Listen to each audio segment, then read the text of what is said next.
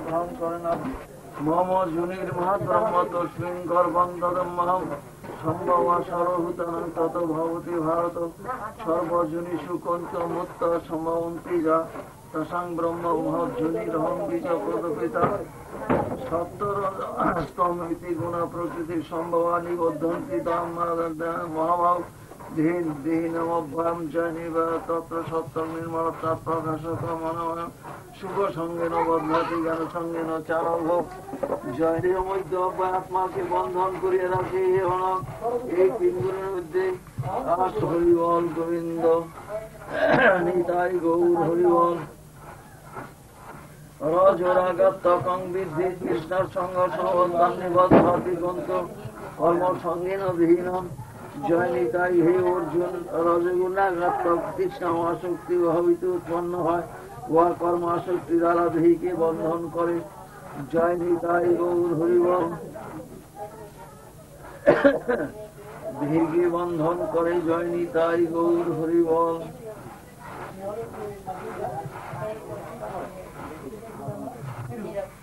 সমস্ত জ্ঞানজন বৃদ্ধি মহান সর্বধীন প্রমাদালস্য নিদ্রা বিত্তর নিবধ্নাতি ভারত শতলা বিদ্যাদিতং সপ্তমিত্র লোভ প্রবৃত্তি আরম্ভ কর্মনামাতনাশ্রিয়া রজশ্রেতানি জয়ন্তে বিবৃতি ভরত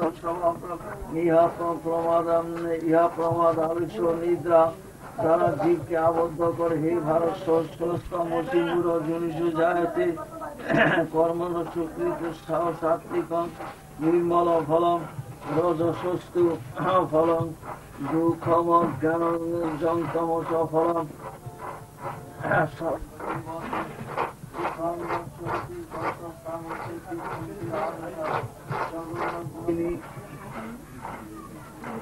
উত্তম তত্ত্ববিদগণের প্রাপ্ত প্রকাশময় দিব্য লোক সকল প্রাপ্ত হন রজগুণের বৃদ্ধিকালে মৃত্যু হইলে কর্মাসক্ত মনুষ্য জনিতে জন্ম হয় এবং তমগুণের বৃদ্ধিকালে রজগুণ হইতে লোভ এবং তমগুণ হইতে অজ্ঞান উৎপন্ন হইয়া ব্যক্তিগণ মধ্যলোকে অর্থাৎ ভুলুকে অবস্থান করেন এবং প্রমাদ মহাদিনী কৃষ্ট গুণ সম্পন্ন তম প্রধান ব্যক্তিগণ অধোগান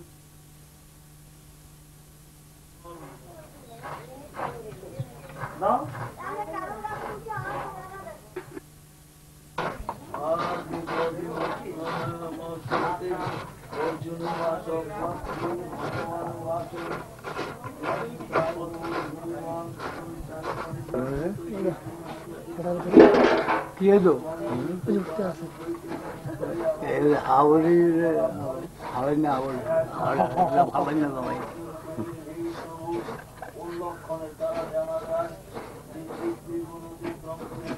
কাম সময় উঠে কিছু না আমি এই দেখাই আমার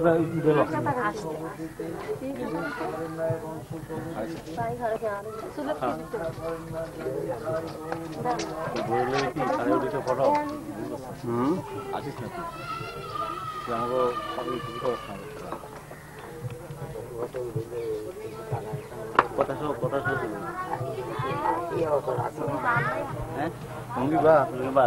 হেরে দিতে পারো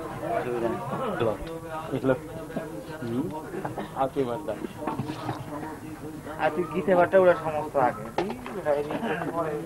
একদমই আর ভালো লাগে না দেখি বুঝাই ভালো লাগে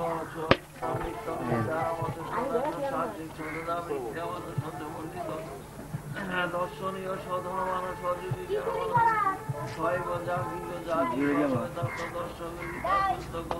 নিত্য পাঠর্ষ বর্ততে ডক্টর সর্বাণী তীর্থানি প্রায় মাথা ঘুরেন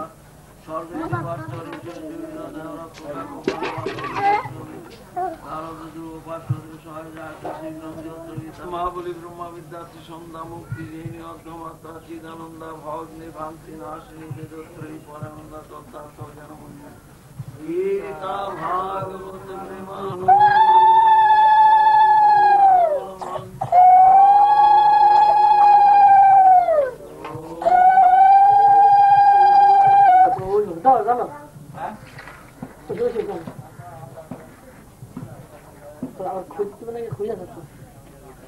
সেটা পরে দেওয়া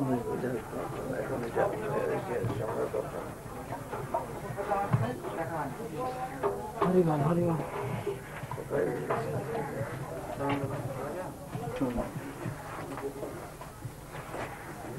তখন বেশি দরকার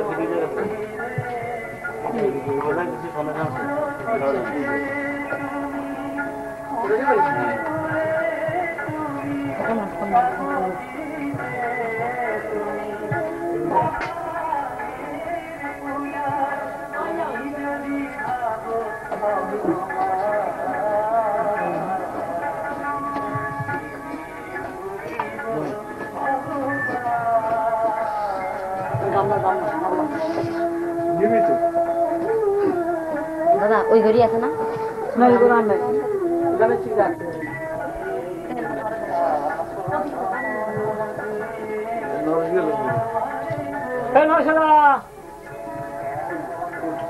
আর মনে থেকে আমার ঘরে আসে না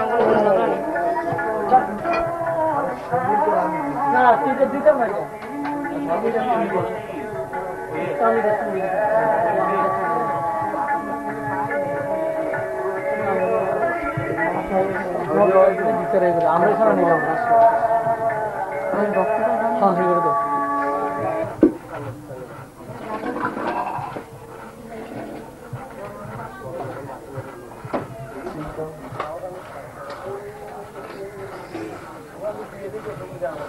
নিজের ভাবনায় অস্থির হয় নিজের লাভটাই বেশি আমি ভোরের সময় দিয়ে ভোরে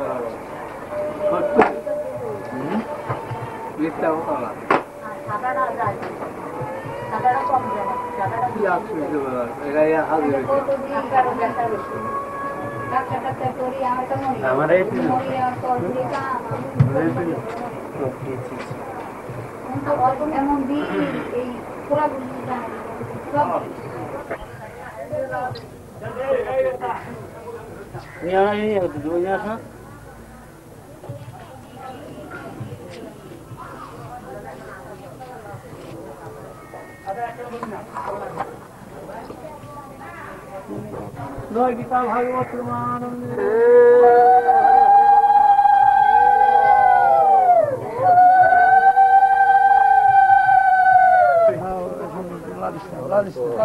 ঠিক আছে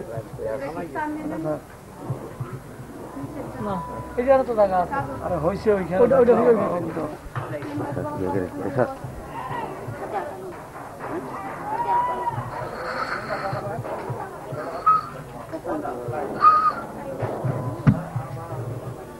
সাধু গুরু বৈষ্ণব প্রেমানন্দে হরি হরি বলমন হরি বল বল হরি রাধা গোবিন্দ প্রেমানন্দে হরি হরি বল হরি বল বল হরি গান গো নিত্যানন্দ অদ্বৈত শিবাগর প্রেমানন্দে হরি হরি বল হরি বল বল হরি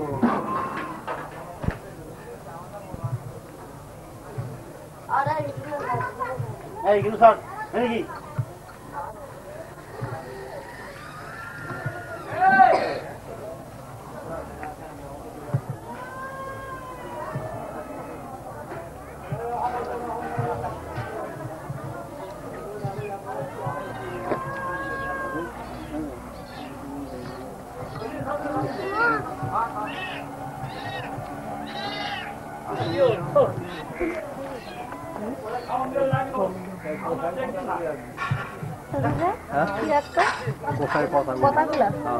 পাঠ করবো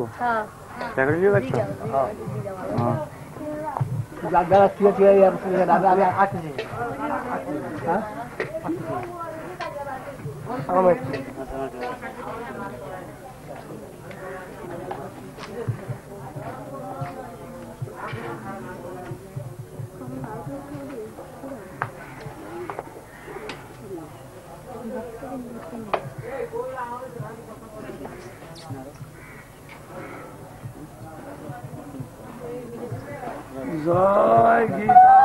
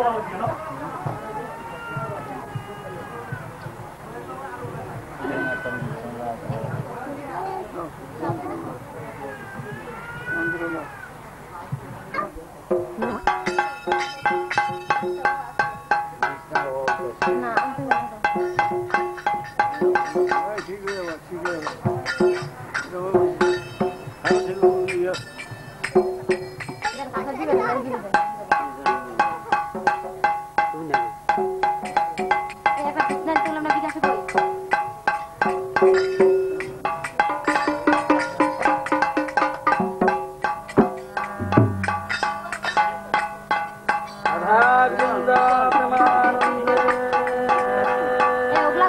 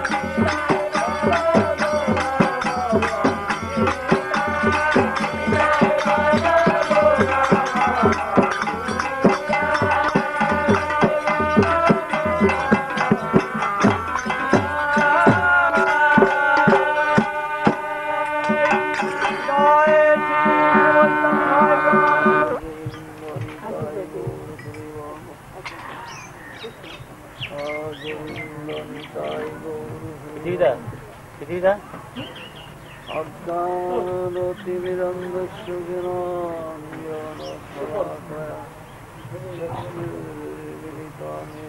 তস্মৈ শ্রী গুরবে নমঃ। গুরুর্ব্রহ্মা গুরুর্বিষ্ণু গুরুর্দেবো মহেশ্বর গুরুরেব পরম ব্রহ্ম তস্মৈ শ্রী গুরবে নমঃ। সর্বেশ্বদয় সিন্ধু দীনবন্ধু প্রণপতে গণেশ প্রেময় চৈতন্য দেবায় নমস্তুতে।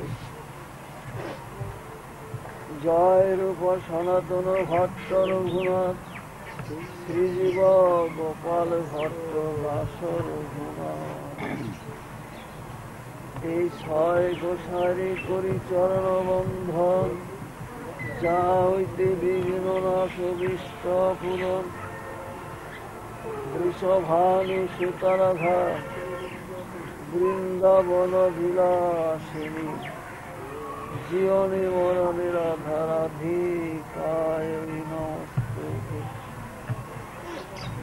হে কৃষ্ণ করুণা সিন্ধু দীনবন্ধু জগৎপতি গোপেশ গোপিকা কান্ত রাধা কান্ত নমস্তুতে। হরি হরে নম কৃষ্ণ যাদবায় নম গোপাল গোবিন্দ রাম শ্রীমধুসূদন। ভজ শ্রীকৃষ্ণ চৈতন্য প্রভু নিত্যানন্দ হরে কৃষ্ণ হরে রাম শ্রী রাধে গোবিন্দ।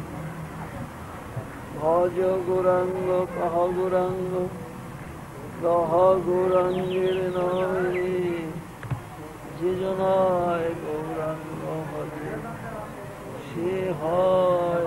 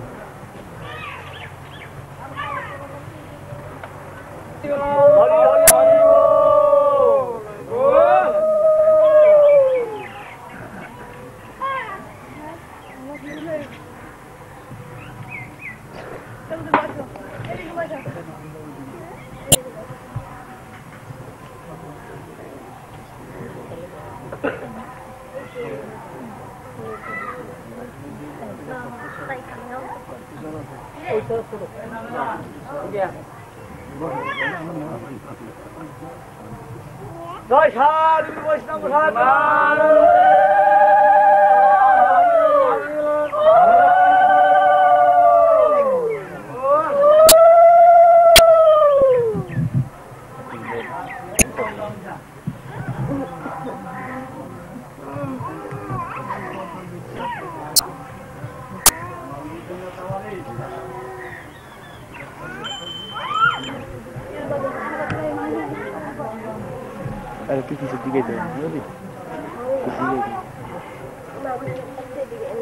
শ্রীমদ ভগবদ গীতা চতুর্থ অধ্যায় জ্ঞানযোগ। শ্রী ভগবান উবাচ ইমং বিবর্ষতে যুগং কৃতবানবভয়ং বিবর্ষান মানবে প্রাহুমূলরিক্ষা গৃহ। শ্রী ভগবান বলিবেন এই অব্যয় যুগ আমি সূর্যকে বলিয়াছিলাম। সূর্য সব মনুইক্ষাকে ইয়া বলিয়াছিলেন।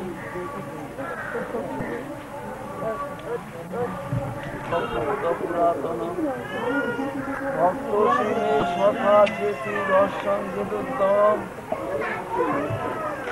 জয়ন্তম আগুজ্জ তত্ত্ব জয় নিতাই গৌর হরিবল। জয় শ্রী গুরু বৈষ্ণব প্রেমানন্দে।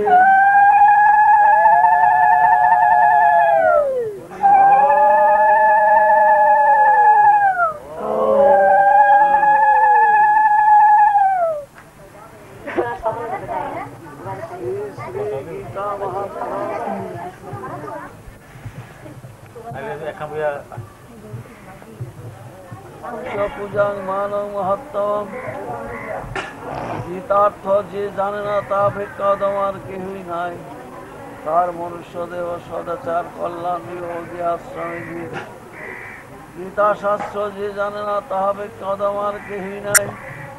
তার অদৃষ্ট প্রতিষ্ঠা পূজা মানব মহত্বে ভিড়। গীতা শাস্ত্রে যার মতি নাই তার সমস্ত নিষ্ফল। তার শিক্ষাদাতাকে ধিক, তার ব্রত নিষ্ঠা তপস্যা যশ অধিক। জয় গঙ্গা গীতা সাবিত্রী সীতা সত্যা প্রতিব্রতা ব্রহ্মা বলি ব্রহ্মবিদ্যা অর্ধমাত্রা বিদানন্দা ভক্তি ভক্তি নাশিনী বেদত্রয়ী পরানন্দা তত্ত্বার্থ জ্ঞান মন্দির গীতা ভাগবতে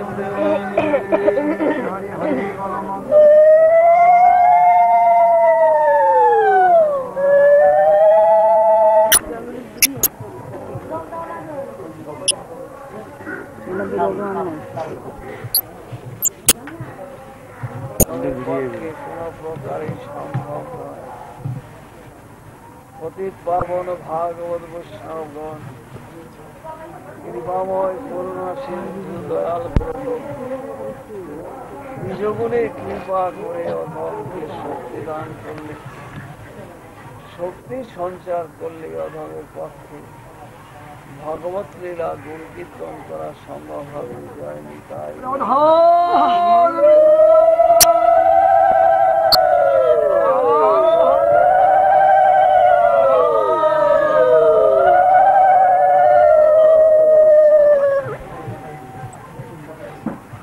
সর্বশক্তিমান সর্বশক্তিমান ভগবান, ভগবান অখণ্ড অদ্বিতীয় ভগবান, এক ভগবান, এক ভিন্ন দ্বিতীয় কোন ভগবান। জয় নিতাই গৌর। ভগবান অনন্ত, ভগবান অসীম, ভগবান দুর্লভ, অমূল্য ধন ভগবান। ভগবান সর্বক্ষেত্রে সর্বস্থানে অবস্থান করতেন। ভগবান বলেছেন আমি জগতের ভিতরে আছি, জগৎ আমার ভিতরে আছে। আবার বলতেছেন আমি জগতের ভিতরে নাই, জগৎ আমার ভিতরে নাই, আমি জগতের ভিতরে। ভগবান স্বতন্ত্র। ভগবানকে ভাষা বাক্য ব্যাখ্যা প্রকাশ করা কোন প্রকারই সম্ভব নয়। ভগবান ভাষার অধীন, ভগবান ব্যাখ্যার অধীন, ভগবান বাক্যের অধীন। ভগবান বলেছেন আমি সব কিছুই করি, আবার বলতেছেন আমি কিছুই করি না, আবার বলছেন আমি সব কিছু ধরি, আবার বলছেন আমি কিছুই ধরি না, আবার বলতেছেন আমি সব কিছুর ভিতরে আছি, আবার বলতেছেন আমি সব কিছুর ভিতরে না। ভগবান এর ব্যাপারটা স্বতন্ত্র। ভগবান ধরেন অথচ ধরেন। ভগবান বলেছেন আমি সব কিছু করি, আবার বলছেন আমি কিছুই করি, সবসময় করি, কিন্তু কিছুই আমি করি না। করেও ভগবান করেন না, ধরেও ভগবান ধরেন না,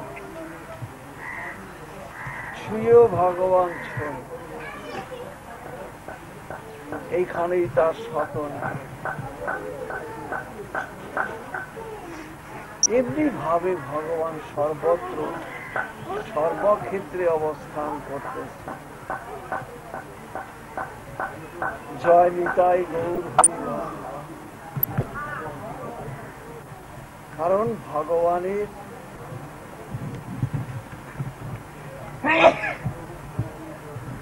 চিৎকন স্ফুলিঙ্গ অংশ আমাদের প্রতি জীবদেহের ভিতরে অবস্থান করতে, প্রতি জীবদেহের ভিতর। আত্মা সম্বন্ধে ভগবান বলেছেন, আত্মা জলে ভিজে না, বায়ুতে শুকায় না, অস্ত্রে খণ্ড হয়।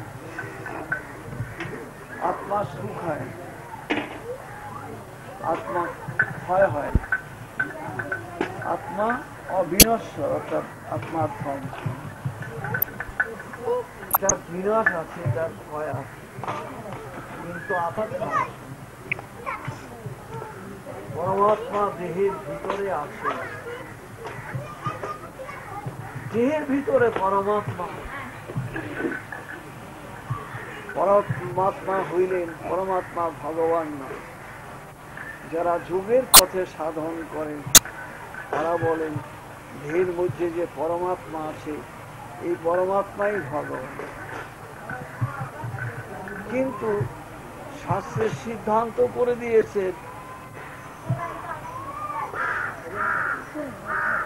আত্মা অন্তর্যামী, যারে যোগশাস্ত্রে কয়, সেও গোবিন্দের অংশ, বিভূতি যে হয়। আত্মা অন্তর্যামী যারে যোগশাস্ত্রে কয়, যোগীরা যাকে ভগবান বলে থাকেন, সেই আত্মা ভগবান। ভগবানের অতি ক্ষুদ্র স্ফুলিঙ্গ অংশ। কেশাগ্র শতেক ভাগ 50% করি, তার সম সূক্ষ্ম জীবের স্বরূপ অভিষেক। কৃষ্ণ জৈসে জ্বলিত জ্বলন, জীব জৈসে স্ফুলিঙ্গের ওপর। একটা বিরাট আগুনের কুণ্ডের থেকে যতক্ষণ দেহের ভিতরে পরমাত্মা আছেন, ততক্ষণ আমাদের দেহটা সচেতন আছে। যখন দেহের থেকে পরমাত্মা চলে যাবে, তখন দেহের চেতনা শক্তি থাকবে না, ইন্দ্রিয়ের কোনো ক্ষমতা থাকবে না, মানে কারোই কোনো শক্তি থাকবে না, সব নিস্তেজ হয়ে যাবে।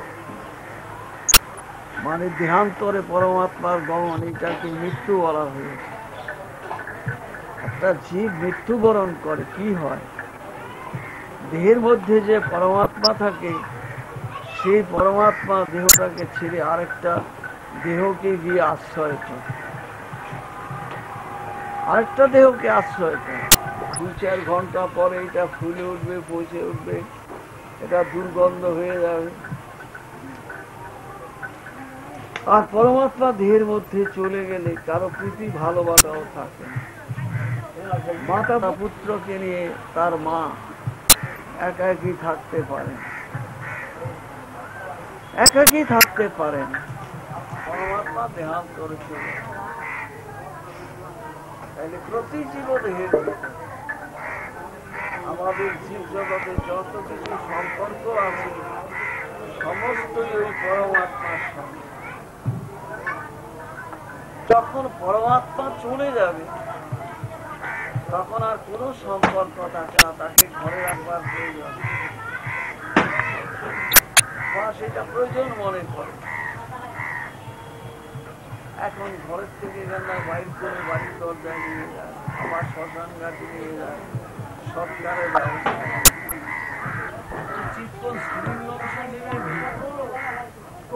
তার মধ্যে দিয়ে জীব কত একটা বিরাট আনন্দ ভোগ করতে, আর স্বয়ং ভগবান তিনি তো আনন্দ ভোগ। যদি জীবের স্বয়ংের সঙ্গে যোগাযোগ হয় তখন ক্ষুদ্র চিন্তনের আনন্দ তাকে আটকে রাখতে পারে, তখন বৃহৎ ভগবানের দিকে সে ছুটে যায়। সংসার তার কাছে তখন তুচ্ছ হয়ে মানে পুত্র কন্যা কোন মায়ামোহ তাকে আটকে রাখতে পারে। ভগবানের পূর্ণ ব্রহ্ম সনাতনে সে আনন্দে সে প্রেমে তখন সে বিভোর থেকে ভগবানের উদ্দেশ্যে সে তখন ধাবিত। এখন দেখুন ভগবান কি বলল, সব সব ভগবান মানে সব কিছুর গুণ মানে ভগবান। জয় নিতাই গৌর হরি। এক ভগবান অদ্বিতীয়, ভগবানের অনেক নাম আছে, রূপ তৈছে, যে তৈছে ভজে কৃষ্ণ তারে ভজে। যে যেইভাবে ভগবানকে ভজন ভগবান তাহাকে সেইভাবে ভগবানের ভজনের মহিমা মাহাত্ম্যের শেষ নাই। ভগবানের ভজন সবাইরই অধিকার। কি পণ্ডিত, কি মূর্খ, কি গরিব, কি ধনী, কি পাপী, কি নিষ্পাপ, সবাই ভগবানকে ভজন। ভগবানের ভজন করলে তাহলে পাপী আর পাপী থাকে না, দুঃখ আর দুঃখ থাকে। পাপ দুঃখ কিন্তু প্রহ্লাদ ভক্ত, দৈত্যের ঘরে জন্ম, কিন্তু সে ভগবানকে ভজন করেছে, যার জন্য সে এখন মানে ভক্ত হয়ে আছে। একটা নিকৃষ্ট ব্যক্তি যদি ভগবানকে ভজন করে মানে তাহলে সে আর নিকৃষ্ট থাকে, মানে সে তখন পরম পবিত্র হয়ে জগৎকে পবিত্র করার শক্তি সে ধারণ করে। ওই জন্য শাস্ত্র উল্লেখ করেছে, মুচি ও শুচি হয় যদি কৃষ্ণ ভজে, শুচি ও মুচি হয় যদি কৃষ্ণ। তাইলে এখন নিকৃষ্টকে যে ভগবত বহির কৃষ্ণ বহির,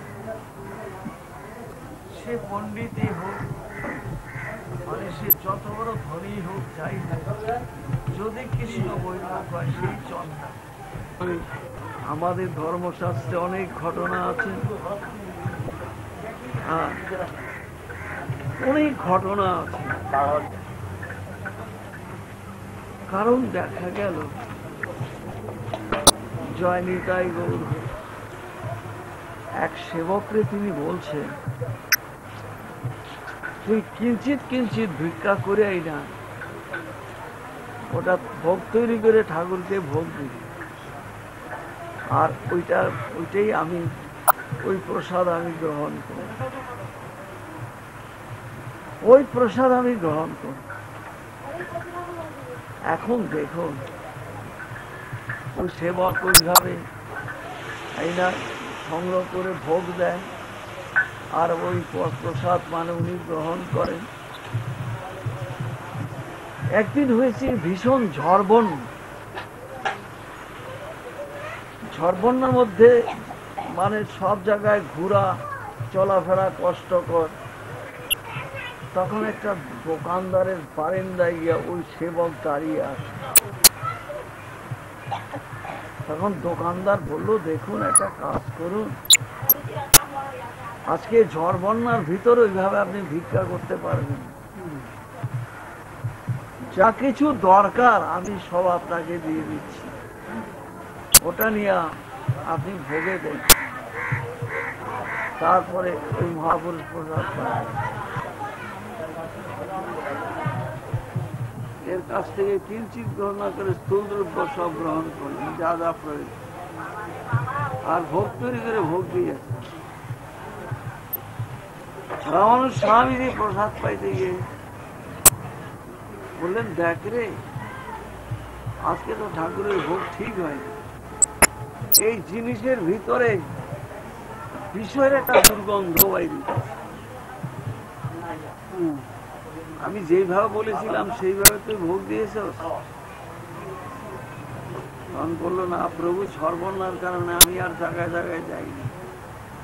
ওই বণিকের দোকানের থেকে আমি সবকিছু সংগ্রহ করেছি। তখন উনি মনক্ষুণ্ণ হয়ে বললেন, এইভাবে তুই সর্বনাশ করলি, তবে এখন